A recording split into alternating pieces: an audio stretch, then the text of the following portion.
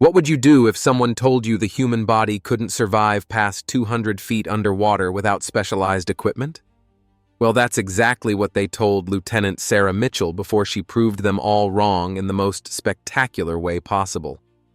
From which city in the world are you watching this video today? If this story resonates with you, consider subscribing for more tales of unrecognized heroes. Lieutenant Sarah Mitchell had been stationed at Naval Base Coronado for 6 months, working as a diving safety officer for SEAL training operations. At 27 years old, she was responsible for monitoring dive exercises and maintaining safety protocols for some of the most elite underwater warriors in the world. Her job was important, but it kept her on the sidelines while others pushed the boundaries of human endurance. The other diving instructors treated her with professional courtesy, but there was always an underlying current of skepticism about her abilities. She hadn't gone through SEAL training herself, and her role was primarily administrative rather than operational. To many of the seasoned combat divers, she was just another desk officer who happened to have a diving certification.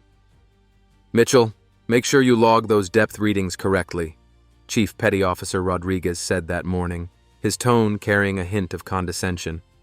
"We can't have any paperwork errors when it comes to depth records." Sarah nodded politely, continuing her equipment checks with methodical precision. She had learned early in her naval career that patience and competence would eventually speak louder than any words she could offer in her own defense. The morning that would change everything started with SEAL candidates preparing for advanced diving qualifications.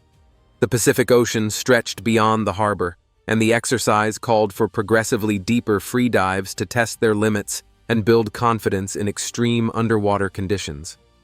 The diving platform floated 500 yards from shore in water that dropped to over 400 feet in depth.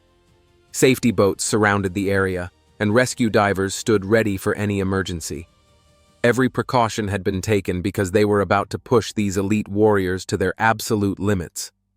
Chief Rodriguez addressed the 12 SEAL candidates from the platform. "Gentlemen, today we're testing your free diving capabilities. The current record for this facility stands at 185 feet, set by Petty Officer Hansen 3 years ago. Your goal is to reach 150 feet and maintain consciousness long enough to complete the underwater navigation task." He paused, scanning the candidates bobbing in the water. "I want to be absolutely clear about something. 200 feet is considered the absolute limit for free diving without specialized mixed gas equipment. Anyone who attempts to go beyond that depth is risking nitrogen narcosis, oxygen toxicity, and potential death. We will not tolerate any heroics." Lieutenant Commander James Walsh stood beside Rodriguez with safety protocols. "Each dive will be monitored by sonar tracking, and you'll have safety divers following you down to 100 feet. Beyond that depth, you're on your own until you surface. The underwater navigation course consists of 3 checkpoints marked by weighted flags. Touch each flag in sequence and return to the surface." Sarah monitored the first few dives from her equipment station, tracking depths on her sonar display and recording times for official training logs. The SEAL candidates were impressive, most managing to reach between 140 and 160 feet, completing the navigation course with calm efficiency that marked truly elite operators. Petty Officer Marcus Thompson was the standout performer. A former college swimmer from California, he had dominated every aquatic exercise since arriving at Coronado. When his turn came, he slipped into the water with fluid grace of someone completely at home beneath the surface. Sarah watched her sonar display as Thompson's signature moved steadily downward. 50 feet, 75 feet, 100 feet. The safety diver appeared right behind him, matching his descent perfectly. At 120 feet, the safety diver stopped and held position while Thompson continued alone into the darker waters below. 150 feet, 160 feet, 170 feet. Thompson was moving well beyond the target depth, clearly intent on challenging the facility record. Sarah glanced at Rodriguez, who was watching his own display with increasing concern. "Thompson's at 175 feet and still descending," Rodriguez called out to Walsh. "This is getting close to the edge of safe parameters." 180 feet, 185 feet. Thompson had matched the facility record and was still going deeper. The navigation flags would be visible now, 3 white markers suspended in the blue-black water like ghostly sentinels marking the boundaries of human endurance. 190 feet. 195 feet. Sarah held her breath as she watched the sonar signature reach depths that challenged even the most experienced free divers. At this depth, the pressure was over 6 times greater than at the surface, compressing Thompson's lungs to a fraction of their normal size.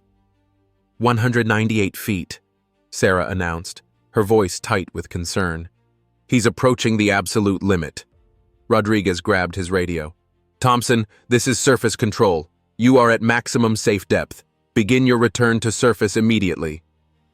For a moment, the sonar showed no movement. Thompson had stopped at 198 feet, just 2 feet short of the theoretical maximum safe depth for free diving. Then, slowly, his signature began moving horizontally toward the first navigation flag. He's attempting the navigation course at maximum depth, Walsh observed, his voice a mixture of admiration and concern. That's either incredibly brave or incredibly stupid. Thompson completed the navigation course in textbook fashion, touching each flag and moving with controlled efficiency. But when he began his ascent, something went wrong. At 150 feet, his ascent rate slowed dramatically.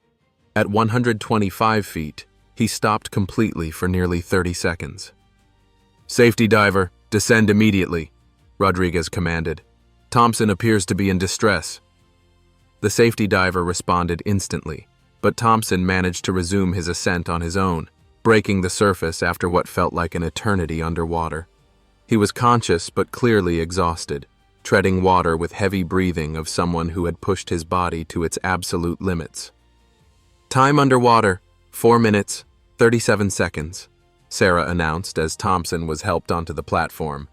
Maximum depth, 198 feet. Navigation course completed successfully. Thompson lay on the platform for several minutes, oxygen flowing through a mask covering his face. When he finally sat up, he managed a weak smile. That was the hardest thing I've ever done in my life, he said between deep breaths. And I'm never going that deep again without equipment. Outstanding dive, Thompson, Rodriguez said, making notes on his clipboard. You've set a new facility record at 198 feet, but I want everyone to understand that this represents the absolute ceiling for free diving operations. 200 feet is the line we will not cross. The human body simply cannot function safely beyond that depth. Walsh nodded in agreement. The physics are non-negotiable. At 200 feet, the partial pressure of nitrogen in your blood reaches levels that cause severe impairment. This isn't about courage or skill. It's about basic human biology. Sarah had been listening to this conversation while organizing her equipment, but something about their certainty bothered her. She had been diving since she was 12 years old, growing up in Hawaii where the ocean was as familiar as her own backyard. Her father had been a commercial diver, and she had learned breath-hold techniques from traditional Polynesian pearl divers who had been practicing their craft for generations. She had never attempted anything close to 200 feet, but she had always felt more comfortable underwater than most people felt on dry land. The ocean wasn't a hostile environment to her. It was a second home where she could move with grace and confidence. "Excuse me, sir," she said, approaching Rodriguez and Walsh. "I'd like to request permission to attempt the navigation course." Both men looked at her with surprise. "Mitchell, you're not part of this training cycle," Rodriguez replied. "And frankly, after watching Thompson nearly kill himself down there, I'm not sure we should be pushing anyone else to those depths today." "I understand, sir, but I've been diving since I was a child, and I've studied the physiology extensively. I believe I can complete the course safely." Walsh shook his head. "Lieutenant, this exercise is designed for SEAL candidates who have undergone months of specialized training. The depths we're working at today are beyond what most recreational divers ever attempt." "With respect, sir, I'm not a recreational diver. I hold advanced certifications in technical diving, deep water rescue, and underwater navigation. I've been monitoring every aspect of this exercise. I know exactly what the course requires." Rodriguez considered her request, Mitchell, you'd be looking at attempting depths that challenge our best candidates. Thompson just set a facility record at 198 feet, and he's been training for this specific exercise for months. Sarah had expected this resistance. Sir, I observed Thompson's descent profile, and I believe he expended too much energy fighting the pressure changes instead of adapting to them. With proper technique and relaxation, the human body can function effectively at greater depths than most people realize. Greater depths? Walsh looked skeptical. You're talking about exceeding 200 feet. That's beyond the established safety limits. The safety limits are based on average physiological responses and traditional diving techniques, Sarah replied calmly. But indigenous diving cultures have been reaching extreme depths for centuries, using breath-hold methods that work with the body's natural adaptations. The SEAL candidates had gathered around to listen, clearly intrigued by the idea that someone was challenging the established limits they had just witnessed Thompson struggle to achieve. You're seriously suggesting you can exceed 200 feet?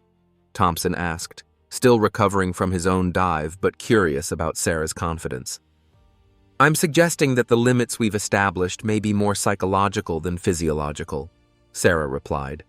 The human body has remarkable capabilities when it's properly trained, and when the mind remains calm under pressure. The debate might have continued indefinitely, but it was interrupted by the arrival of Captain Derek Morrison, the commanding officer of the Naval Special Warfare Unit. Morrison had been observing the exercise from the command boat and had heard enough of the conversation to be intrigued. What's the discussion about? Morrison asked as he stepped onto the platform. Rodriguez quickly summarized Sarah's request and the concerns about safety limits. Morrison listened carefully, his expression thoughtful as he considered the situation. Lieutenant Mitchell, Morrison said, I'm familiar with your record. You've been an exemplary diving safety officer, and your technical knowledge is well documented. But what you're proposing goes beyond anything we've attempted in this training environment. Yes, sir, I understand that. But I also believe that understanding human limits requires occasionally testing them under controlled conditions. This exercise provides the ideal safety framework for such a test. Morrison was quiet for a long moment, weighing the competing concerns of safety, training value, and the potential for advancing their understanding of human capabilities. I'm going to authorize this dive under the following conditions. You'll have 2 safety divers instead of 1, you'll carry an emergency ascent device, and you'll abort the dive immediately if you experience any signs of distress. Additionally, Dr. Patricia Evans from the Naval Medical Research Unit will monitor your physiological readings throughout the dive. Dr. Evans stepped forward with a portable monitoring system. Lieutenant, I'll need to attach sensors that will track your heart rate, oxygen saturation, and brain activity during the dive. This data could be invaluable for understanding human performance at extreme depths. Sarah agreed to the conditions and spent the next hour preparing for the dive. She practiced relaxation techniques that she had learned from traditional Pacific Island divers, methods that emphasized mental calm and physiological adaptation rather than fighting against the pressure of deep water. As she prepared, word of the attempt spread throughout the facility. Other instructors, medical personnel, and senior officers gathered to witness what was being described as either a breakthrough in human performance or a dangerous stunt. Last chance to reconsider, Rodriguez said as Sarah stood at the edge of the platform. Thompson barely made it back from 198 feet, and he's one of our best candidates. Sarah looked out at the Pacific Ocean, its surface sparkling in the afternoon sun while hiding depths that had challenged countless divers throughout history. She felt calm and centered, ready to discover what lay beyond the boundaries that others had accepted as absolute. I appreciate the concern, Chief, she said, but I'm ready. She slipped into the water with hardly a splash, her entry so smooth it barely disturbed the surface. The water was perfect, clear, calm, and exactly the right temperature for extended diving. She floated for a moment, centering herself and slowing her heart rate through controlled breathing techniques. Dr. Evans monitored her readings from the platform. Heart rate is 52 beats per minute and dropping. Oxygen saturation is normal. Brain activity shows she's in a deeply relaxed state. Sarah began her descent with slow, deliberate movements that conserved energy and allowed her body to adapt gradually to the increasing pressure. Unlike Thompson, who had descended quickly to minimize his time underwater, she moved with patient precision. 50 feet. The sunlight was still strong here, and she could clearly see the platform above her growing smaller as she descended. Her body felt light and relaxed, moving through the water as if she belonged there. 75 feet. The safety divers were following her down, positioned slightly behind and to either side so they could respond quickly if needed. She acknowledged them with a hand signal and continued her descent. 100 feet.